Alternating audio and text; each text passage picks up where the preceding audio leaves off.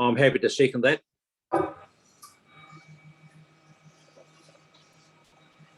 All in favour of that receipt? Right.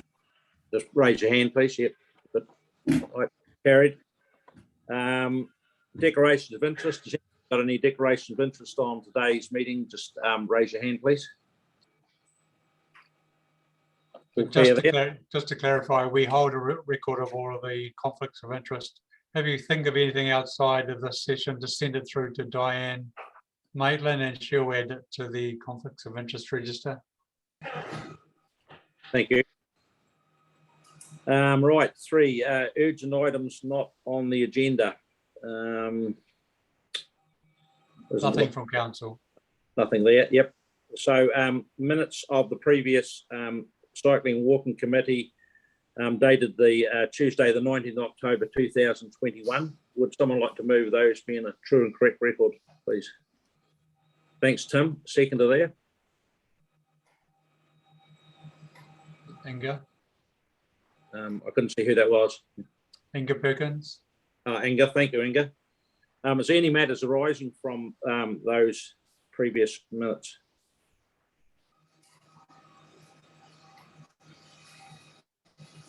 No matters arising. If that's the case, I'll move that those minutes, they've actually moved and seconded. So all in favour of those minutes being received? Aye, carried. Against? No one, thank you. Right, the reports. First report up is you, Inga. Walking Access New Zealand, just a verbal update. Thanks. Sorry, Chair, there's just one step. Is it the action list number 5? Oh, sorry. Sorry about that. Yep. Go back to number 5, the action list, please. And Scott Baxendale will take us through that. Okay, thanks, Scott.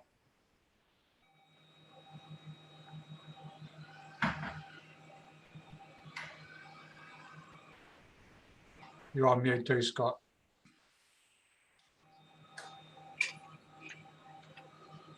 Right, in terms of the Milltown Weir crossing, site visit's been completed, design's under evaluation, but it's on hold while we've been exploring other things. The Mahinapola Historic Bridge Highway crossing, site visit was done in March. Stantec commissioned to complete a new design incorporating the hazard management. A draft review was looked at on the July meeting in 2021. Remedial fix has been put in place via barriers, and we need to be considered for additional funding via the annual plan process. And then moving on to the trail exiting onto State Highway 6, further hazard assessments are to be completed as part of a larger safety audit for the trail. This is to be included as part of a wider safety review in conjunction with Jackie, who's with us today, trail manager, Destination Westland, who are also with us, and council staff. And the focus on the trail area is to the south side of the Taramako. Trail safety audits in progress, scheduled to be completed over the next 2 months. And staff from WDC are going to coordinate with DWL and WCWTT. And then the Loop Road diversion, work conducted via Vern Morris and the route agreed. And then finally, the major Great Rides MGR funding application, which a number of us spent a long time working on. Applications have been submitted and confirmation of funding received, although we did have to move 1 or 2 of the projects around a little bit to make it work. And that's it.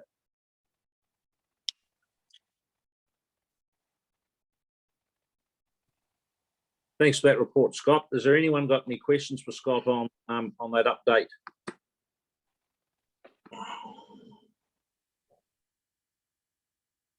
No, if that's the case, I'll move that Scott's report be accepted. Someone second that, please. Thanks, Tim. Thanks, John Wood. Thank you.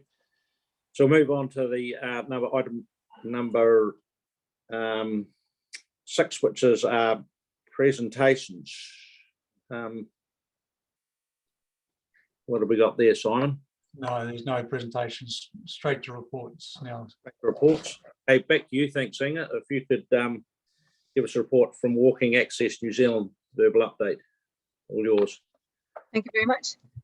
I just thought it'd be worth recapping that I introduced the Commission last time and its role and purpose, and emphasise the fact that it's not just about walking access, it's about access to the outdoors, whether that's associated with walking or vehicles or firearms or dogs or horses, bikes, those sort of things. And we just had a bit of a workshop this week with our team on various topics, and one of the things that came out of that was our varied roles in achieving those access opportunities or dealing with disputes or that sort of thing.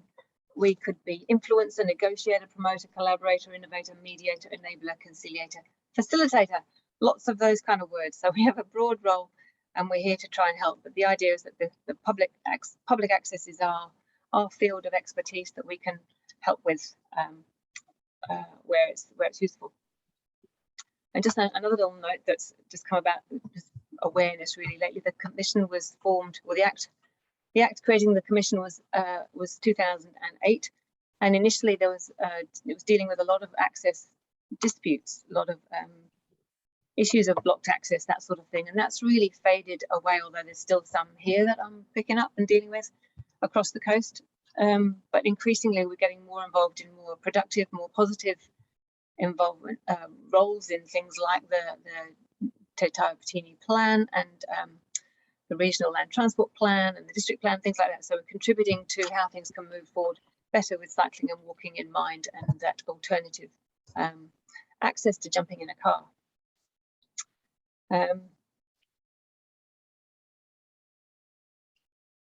And just I mentioned at that first meeting that I'm working on 3 access disputes with the district council for this district. I haven't really made much progress, but I have been out to have a look at the sites with the compliance manager, Mark Dixon. And he's trying to get a really clear understanding of the rules and the legislation behind that. But basically those are all about access for hunting, for horse riding, for walking, for kayaking, things like that, recreation in our district. So we need to work through those.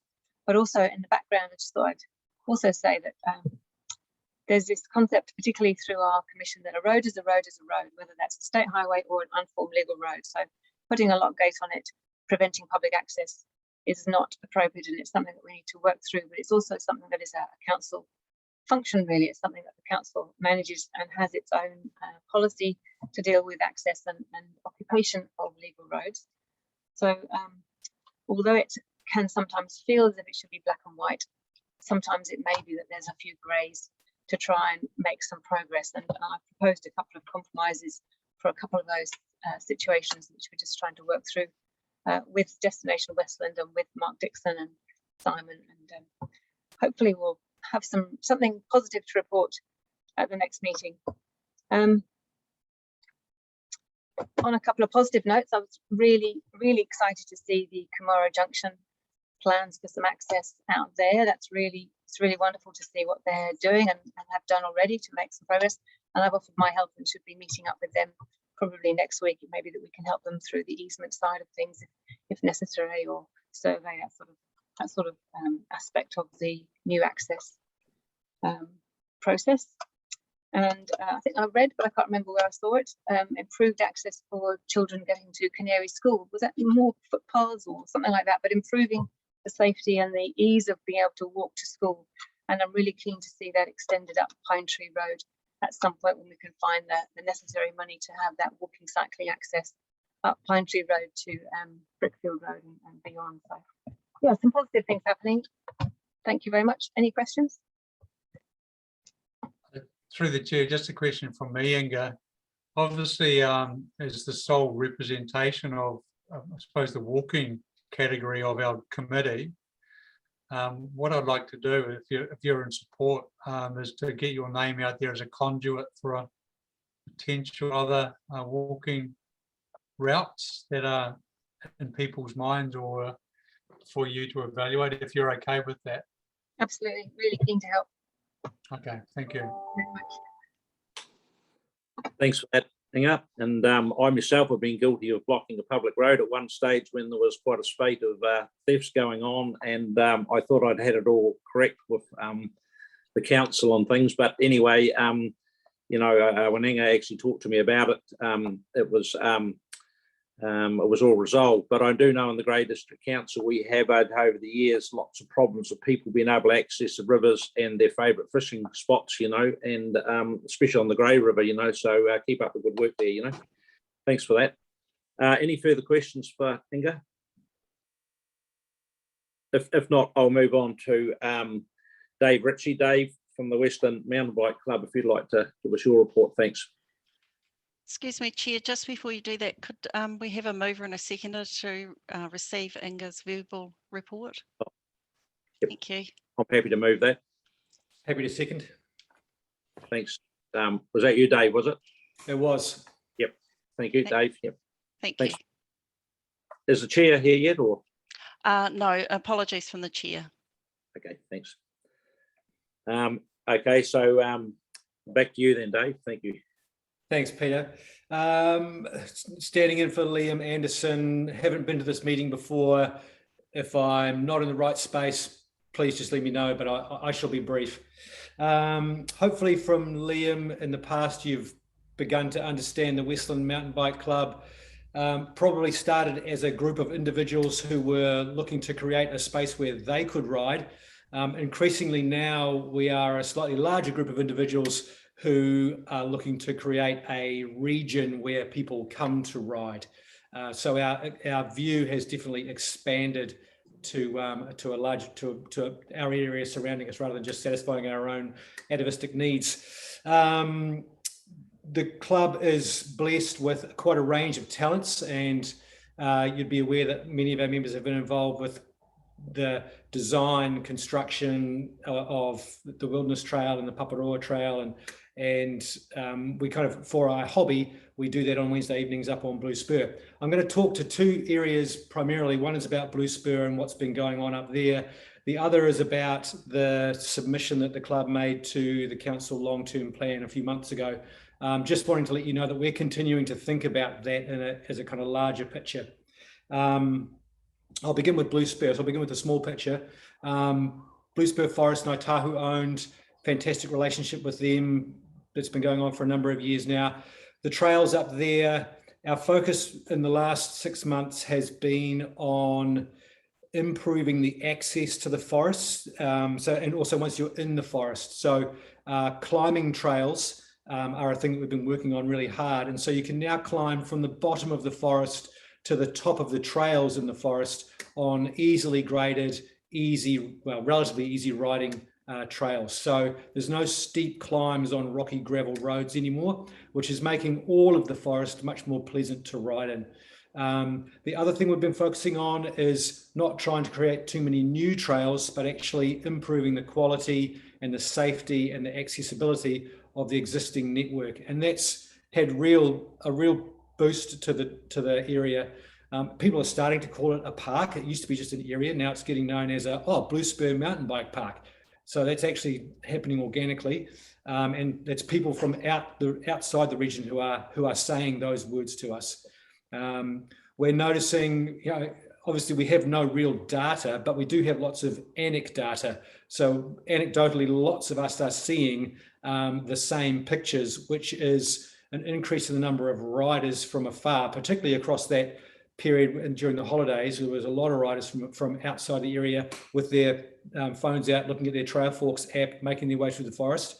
We're seeing a marked increase in the number of families riding in the forest, dads and their lads, mums and their daughters, but just groups of marauding youngsters out there in the evenings riding bikes and grinning like idiots. So we think that's a good thing.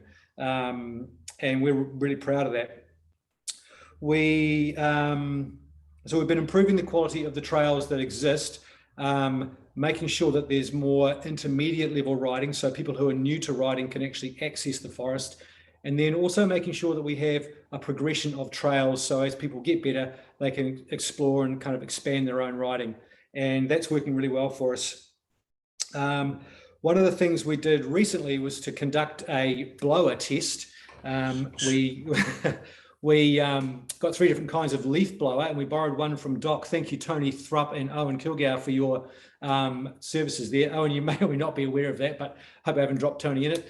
But we borrowed a leaf blower for a few nights, and that has actually transformed the way that we're able to manage our trails, and has been a real step change for us in the way we maintain and develop our trails. And so we're actually in the process of applying for funding to buy ourselves a $2,000 backpack leaf blower. It just has, last night when we were working, we realized how much more we can do in a night if we've got one person blowing trails and keeping them clean, keeping them better maintained, what the other folks in the party can do to actually improve the quality of the trails as well. So that's been a real step change. So yeah, that's a great thing that the club's, you know, hasn't really bought ourselves anything for a long time. All of a sudden we're applying for funding for a leaf blower, and it's going to be great. One of the things that's happened as a result of the improvement to the trail network this year, and that increase in numbers, is we're starting to get some stories, some reports of some road incidents, or near misses, I guess you'd call them. And I'm going to come right back to that after my next piece. So that was a little bit about Blue Spur. This is a little bit about the larger picture. Now, some of you will have seen the submission that the Mountain Bike Club gave to Western District Council for the long-term planning meeting. And I could share my screen for that if that's appropriate. So through the chair, should I do that to speak to this? Will that help? Yeah, go ahead, Dave. And welcome to Tanker at 3:25. I'll just carry on before I pass over, because I might drop you in the middle. Yeah, carry on, Dave. Thank you. Okay, cool. So I'm just going to share my screen, folks, and I'll bring up a picture of what the Westland Mountain Bike Club proposed as, you know, this could be the future of cycling in the Hokitika area. So I'm just going to bring that up now, and hopefully share my screen. That's that, and then I'll do share. And then I'll do this. So you'll see, go away. There we go. I need, oh, the thing's in the way. Oh, that's what I need to do. The toolbar pops up right on top of my tab. Let's see if I can get it this time. Go away, and there we go. Can you see, you should be able to see a map with Heritage Loop. Can someone nod for me? Yeah. Right, cool. So you can see there, that's a small thing. Here we go, here's a slightly larger one. So this was the larger picture that we proposed. This could be the future of cycling in the area. And really we were talking about loop tracks that connect to the Westland Cycle Trail as it currently exists. And we know that those are big projects. And we know that the around Mahinapola Loop is something that's kind of in train, so we're not worried about that. We know the council's got their eyes on that. We know that the around Lake Canary Loop already exists, although it's quite a tricky ride. And we have been speaking about that recently as a club, about how do we think we could progress that. And after quite a robust discussion, I have to say, we realized that we actually need to think more about that. We've talked with Tony at DOC about that. We've talked with Backcountry Trust about how we might get some funding for that. But really, we know we need to go back and we need to have a conversation with probably Inga about that. And that's that project, or a small group. It needs some significant thought. So we've kind of not put it on the back burner, but we know that that's a big project. But I want to come back to this shot here, and the Heritage Loop and Blue Spur, and the fact that those two things connect. Now, that Heritage Loop in white that you can see there is not the existing Heritage Loop. It's the loop that we proposed should be made. And we proposed it because it does, by doing that, we do in fact connect to Blue Spur. So this Heritage Loop that's proposed, when you ride up out of town to the airport, you turn left around the airport and you head up onto Brickfields, up the very steep piece of track that exists there. And you can see the little lightning bolt there. That's that piece of trail, the steep climb from behind the airport up to Brickfields, just near Tanker's house, I suspect. And now, and here's where the two pictures combine, the small picture and the large picture. So the small picture, we've got lots more people riding up to Blue Spur, and there are two corners on Ho Ho Road, which they currently ride, which are quite dangerous. I'm sure you'll recognise them as you get across each terrace. At the top of each terrace, there's a left-hander with limited visibility. If you're coming down the road in the evenings, you've got sunstrike at certain times of the year. And now we've got kids or families riding up the road, even people on e-bikes. You know, the more we see e-bikes, the more we see people riding that road. Those two corners are pretty tricky, and we do have reports of cars leaving the road to avoid other cars who are avoiding cyclists. So what we are proposing is that the Heritage Loop gets a bit of work so that you can then ride from town up to Blue Spur without having to ride Ho Ho Road. And really the only broken piece of the trail, as we see it, is that steep climb from behind the airport up to Brickfields. And that will be, from our perspective, that would be low-hanging fruit for a much better connection to Blue Spur. So, you know, if we were going to advocate for anything at this point in time, it would be to repair that section. And I did walk around there last night in my gumboots and heavy pants, and the brush is not that bad. So it's actually not, in my mind, not a super huge job. But I'm not a digger driver. And I think that's probably enough from me. If anyone has any questions, I'll stop sharing. Any questions for Dave there? No, well, I'll ask that Dave's report be received, and I'll be happy to move that. So I'm happy to second it. I have one small question. Dave, have you done some measurements and stuff so we can sort of maybe work together and work out finances if you needed it? I mean, the council hasn't got a lot of money, but we might better go for a grant or something to, you know, to work out how much it's going to cost. For that Heritage Loop section, Tim? No, yeah, that's me. Yeah. Yep. Yeah, anything that has been measured by my eye at the moment, as far as I'm aware. And so it would be an estimate right now, but we'd be really happy to, you know, speaking on behalf of the club, I know that some of us would be willing to put time into helping create that space, because we do have skills around, you know, creating trails that are appropriate gradients and appropriate grades, and we do have skills in that space. So. Okay, Dave, as I said the other week, Dave, we really need to get together and talk about not only this stuff, but about the local West Coast Cycle Trail users group. You know, sort of you bunch of guys that run businesses out of it. So I'll try and tee that up. It's just a bit hard at the moment being remote. Oh, I totally understand, Earl. Yep, and I understand you're the man to speak to as well. Yeah, thanks. Thanks. I'll move that we pass the. Sorry. So sorry. There was a hand up from Tim as well, I think. Oh, sorry. Tim. I was only seconding. Oh, sorry. Peter's motion. I was just going to suggest that proposed loop along Pine Tree Road might fit into your grand plan, Dave. It's just an extra loop, sort of just to keep that option open. Well, I think anything that creates, you know, loops of multiple sizes really helps us create more options for people when they're in town. So speaking with my, you know, kind of ops manager's hat on, which is, and I've already sent Diane an email while we've been talking about, that's actually a potential conflict for me, but I am able to speak from that perspective as well.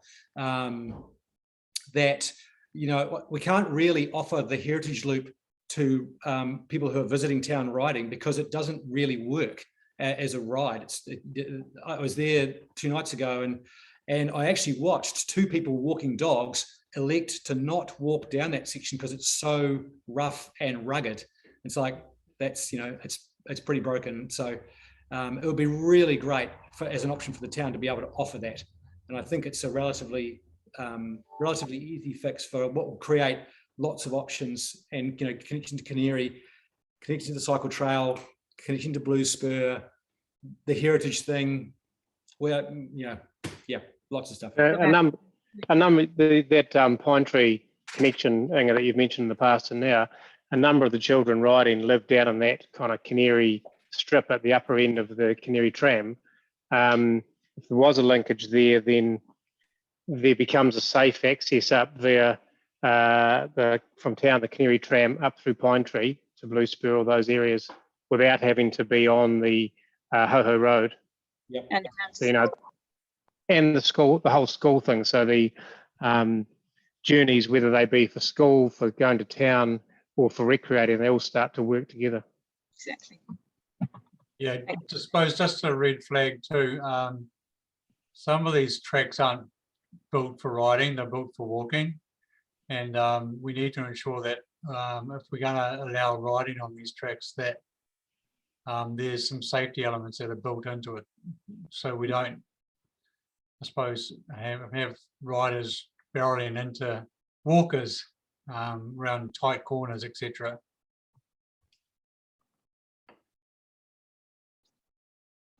Thank you, Chair. Good to know, Simon. But I'm not suggesting a tight track up there. It would have to be in keeping with that. It'd be much more like the Wilderness Trail than it would be like anything on Blue Spur, I suspect. Yeah, yeah. As opposed to the existing, which is more like on Blue Spur, Yeah. which is just a steep, loose, old school track. Yeah, it's gnarly. Yeah, there are some challenges with the land there, as we know, and land access, which we have been denied. Yeah, that's the one of the key things, Dave. It's really good to see that you're trying to, you know, get rid of those steep, gnarly sections there. But just the sorting out the land access is a big thing for a start. Happy to look into it and help out as best I can, Tanker. Yeah, sure. Yeah.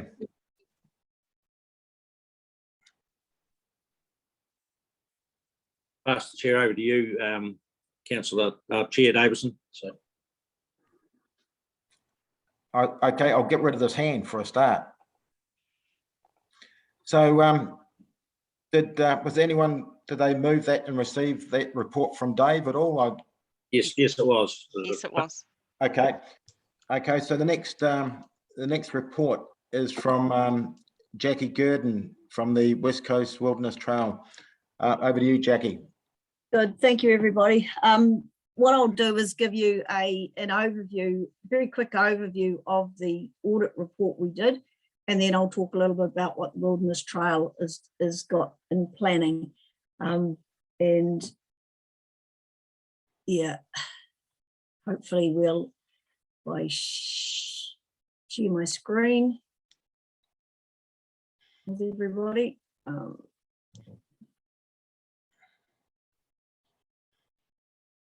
It's So worked. some of, yeah, sorry? that's worked.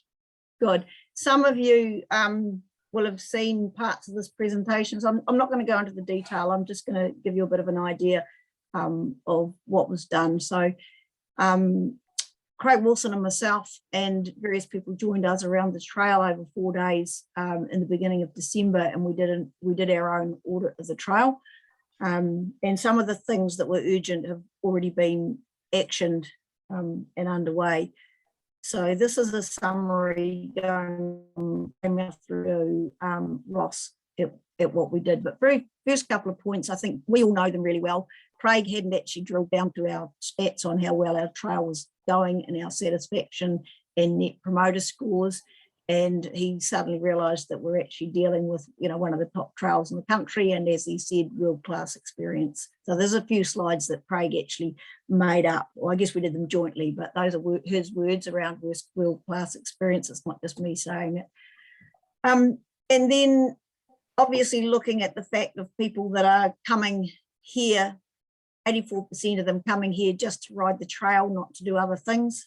Stat that I've presented a lot of times to everybody. And what we realize is that we've actually got something awesome, and how do we make it even better? And the thing that I threw in with Craig is without adding a lot of cost, because we can dream, but we all know the financial position of both councils, and the sky's not the limit in terms of what we want to do. And we talked about things like the wow factors and how we don't need to spend a lot of money to get a wow factor, and the evidence with the Hokitika sign and obviously what's happening up in Wanganui where there's big expense gone. I think we achieved that with that little Hokitika sign, which is brilliant. I just left this slide in to show you all. So pretty much the Wilderness Trail Trust is across all these areas. For a lot of the councils are really across this experience and destination area here.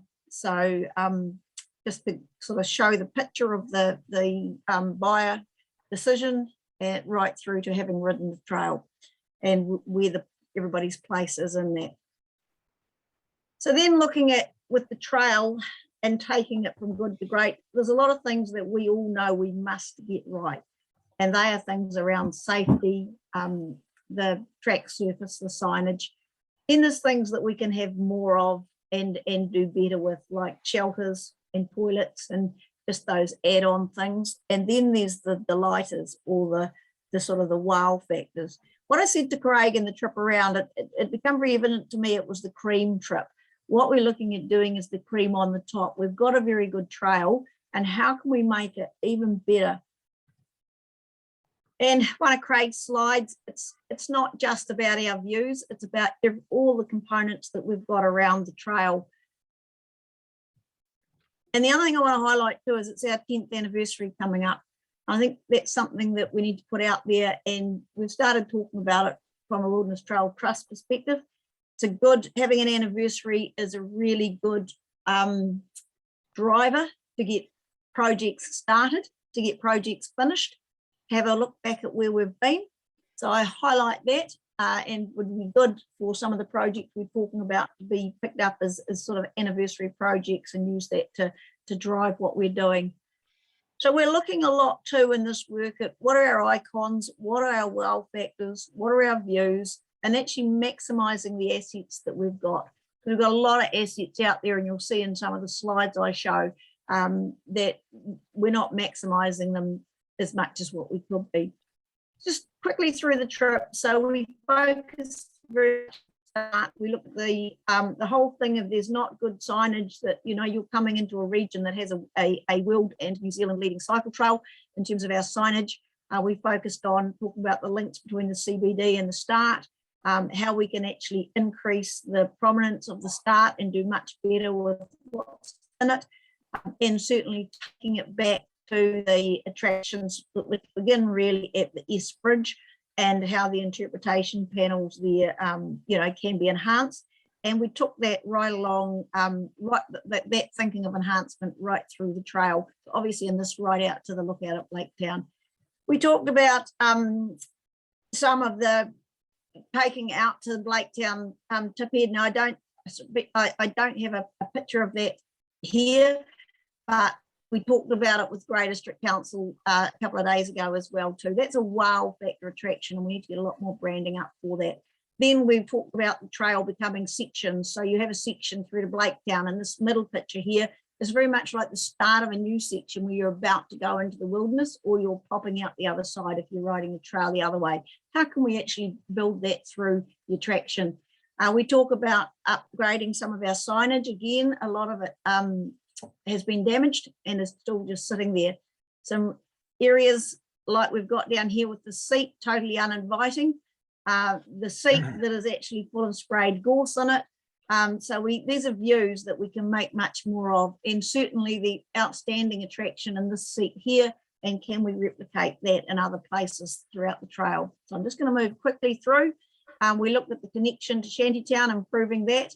We looked at some of the issues that needed vegetation work done, and projects that have been discussed with some of the community groups about making linkages out to the lagoon. This area here is the Welcome to Greymouth. If you're going from south to north, and there is a seat there, and that's your view in front. And this actually could be made, and should really be made, a key arrival point, a key node, and the maintenance contracts could sort some of this out. The irony that there's been a large amount of money spent behind this particular site, and yet this is where the value is in the front. So just moving quickly along, we've got some really cool attractions there that we haven't promoted a lot that we can get stuck into and make much more of. Again, this could be classed as another section of the trail. There are a few things that need to be fixed up, signs that were on a lean, signs that have been left out, and also boardwalks that could be tidied up and interpretation happen. There are parts of the trail where we thought could have a little bit of maintenance work done, and also sites like this one up here, up by the summit, that could have one of those picnic.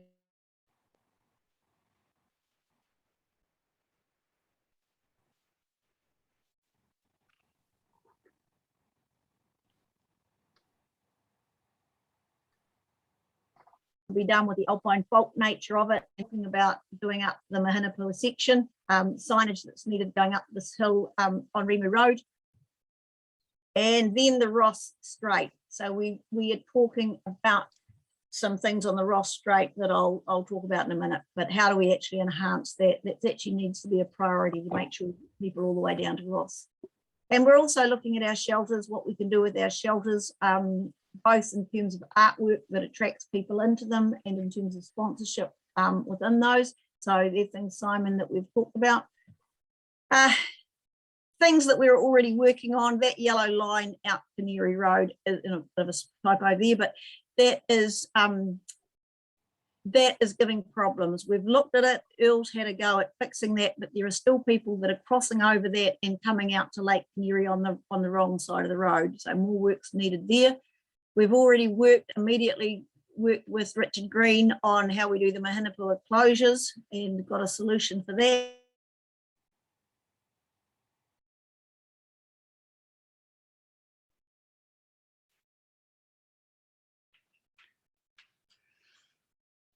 Communications out in December, all the really sit on that, because I don't think we're receiving all the incident reporting. Still, it needs to come in. There's a tab on our site that flicks it through, that people link through the Western District Council site. That's needed. We got our email yesterday to supply New Zealand Cycle Trails with incidents out on the trail, and I'm aware that there's probably a couple that we've had to identify ourselves. Slow down signage probably need on the water race, and we've already, thanks to Vern, put new fencing in where the stock was getting out on the area under Milltown, out at Milltown, and that to me was probably the most serious thing that occurred to me on our trail audit. So I've talked about the 10-year plan, the shelters. We want to look at our map and have many more star attractions with it. We need more distance signage into towns and the attractions in the summit. We need to enhance the grey area. Now, the Mahinapola Loop, I'll just move on to that, sorry, the lookout.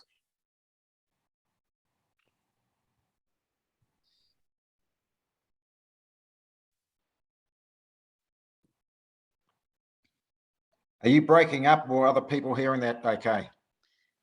With WSP a couple of weekends ago, we okay? Yeah, you're lagging quite a bit, Jackie. Oh, sorry, that's why I turned my video off. So Mahinapola Loop, lookout, we're looking at how we enhance that. The Ross Strait, we are looking at making an attraction of that 150 metres of railway carriage. We're also talking about, do we put a lookout down the Ross Strait and interpret some of the wilderness there? And we're also looking at itinerary.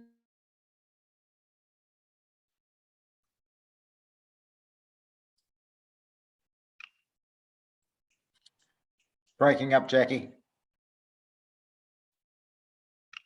The TIF announcement based around So in summary, viewpoints, looking at local favourites, looking at bringing out more about the heritage and nature features, and also bringing out the wilderness side of the trail across all the things that we can identify as being wilderness related. And that is pretty much, apart from a couple of slides, this is thinking about our views, thinking about some of the attractions that we could have, thinking about how we engage with our bike stands. And I mean, this is a little bit probably over the top, but obviously toilet. These were examples at New Zealand Cycle Trails. So I'll stop sharing and I'll just give you an extra couple of points and then that'll be it. We're moving ahead. We got funding from gaming trusts. So to do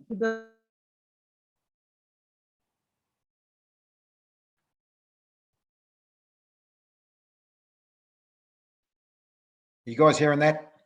work on the trail. So Rossington and I are meeting tomorrow. And we've also had funding to do our website upgrade. So that's probably an overview from me. We just missed the gaming funding thing, Jackie. Can you repeat that? Yes, the gaming funding we've received to develop our accessible ride guide and the work that we're doing with Ross Ormsby around making this, the trail as accessible as what we possibly can, and also to upgrade our website. Thanks, Jackie. Jack, I've just one question. And the maintenance, I gather, is the most important thing on the trail. But what would be the highest priority in terms of enhancement there? We have obviously picked the Mahinapola Lookout and the Ross Strait, and they're probably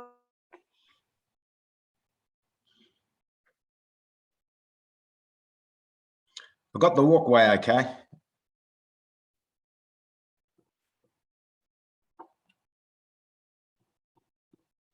Ross Strait is a strategic one because we want to get there. Have I answered the question?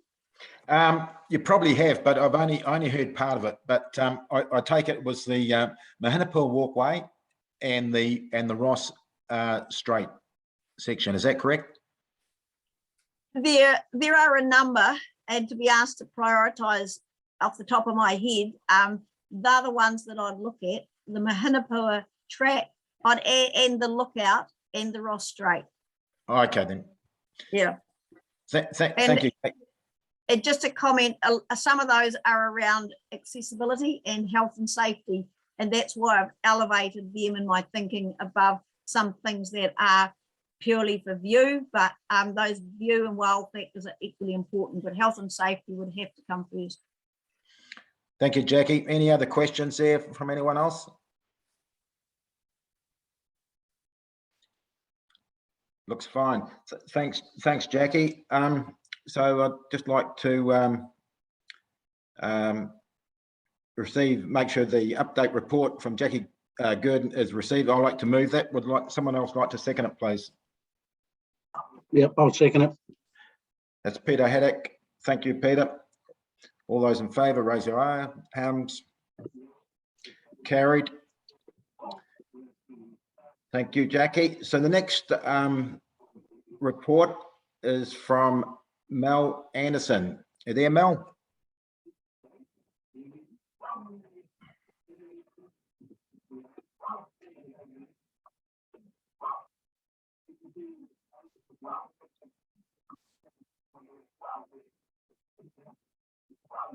Sorry about that. I did send her a message to Di to see if she could unmute me so I didn't have to stand up, but all good.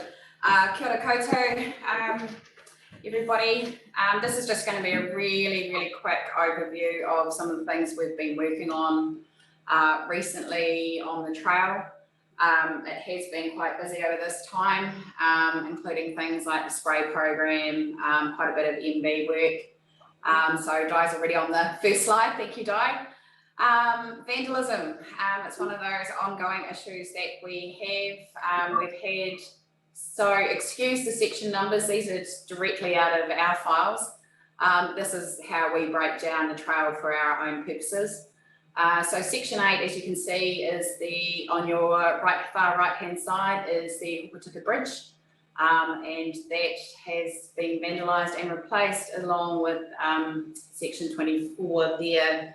Next slide, please, Di. A lot of work's been done recently with every time we do drains, clear drains or replace drains, we're making sure that they are bigger and can withstand some of the water and clogging that appears to happen. So that was some work that was done over the last couple of months there, and huge vegetation pulled back. Just moving into the next slide, please, Di. A lot of storm, gone back. Next one. Okay. Cool, thank you.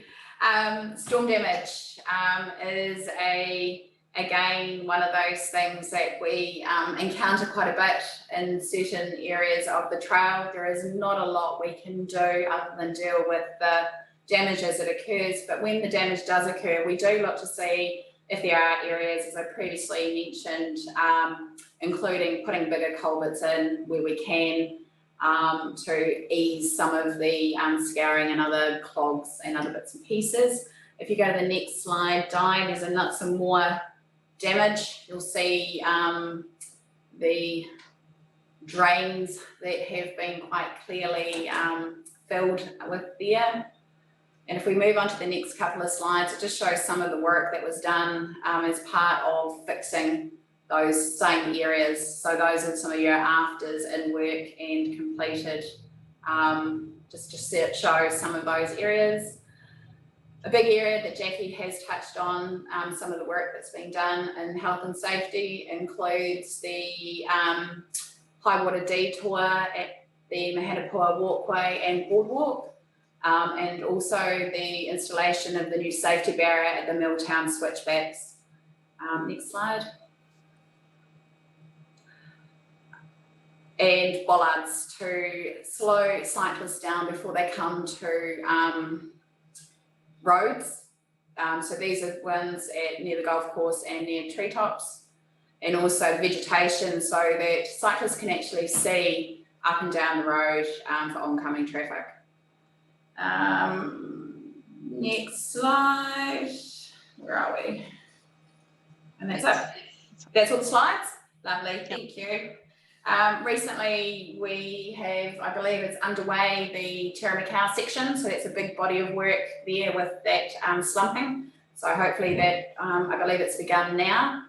And we have also taken on board another team member to assist with some of the big work so we can get through it a lot faster and more efficiently cost-wise for our local council.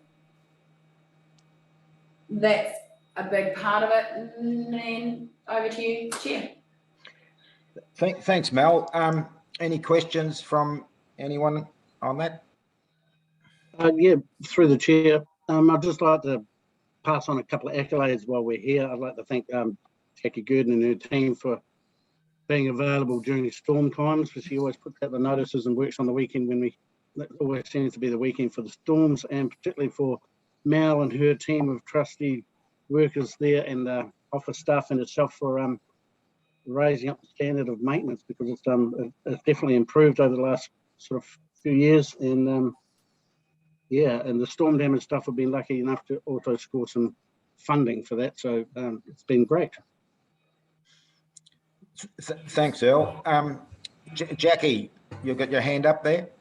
Yes, I have. One of the issues that we're having, I just highlight, is motorbikes out on the trail.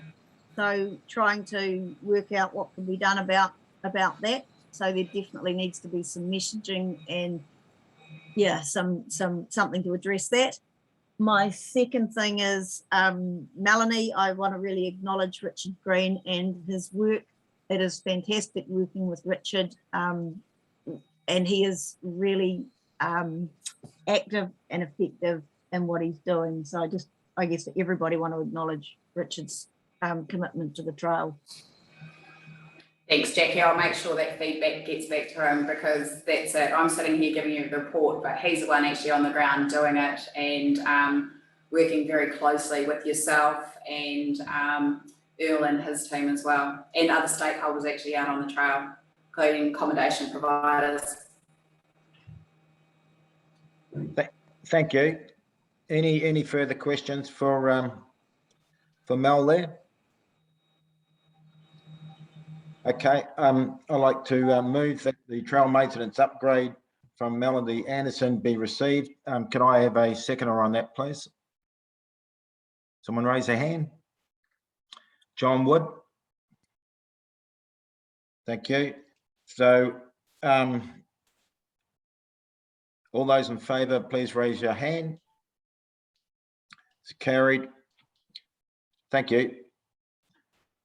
So I think the next section is we're going to move out of public excluded. So I'd like to move that we resolve the cycling walking subcommittee meeting, move into public excluded. Can I have a second on that? That's Peter. Thank you. You want a brief update from Doc? I know we're not on the agenda. Oh, why not? Okay, thank you. If I may, Chair. So through the chair, I think we should make Doc a standing item for future meetings. So we're happy to do that. Yeah, thank you. Yeah, where you go. Thank you. Thank you. We've only got a pretty brief update anyway. So the first thing is around the boardwalks at Mahinapola. You'll probably recall we've had to change a little bit the way that Doc is supporting that project. Of course, initially the boardwalks were going to be sort of widened and upgraded, but now are going to be replaced. And we had thought that we would contribute design costs to that. Because of the way our financial operating model works, we can't take capital money and then invest that in a design for infrastructure to be owned by another party. So what we are looking to do instead is to upgrade some of the more minor structures along that section of track and upgrade bits of the track itself. So we're just working for a change request at the moment, so the funding we did have approved can be redirected to that. And of course, we've provided a letter of support for the funding application for the boardwalks. Tony and I went out to Ross yesterday, met at the visitor centre there with Rick, just looking at how to make more of a feature of the start of the track there and a little bit of reconfiguration to avoid some confusion when cyclists head off onto the water race track there. Tony has been working with Jackie around the viewing platform at Mahinapola. So hopefully that will be able to progress. And then, yeah, lastly, sponsoring the mountain bike club's leaf blower trial. That's it for me. Thank you. Any questions from anyone there?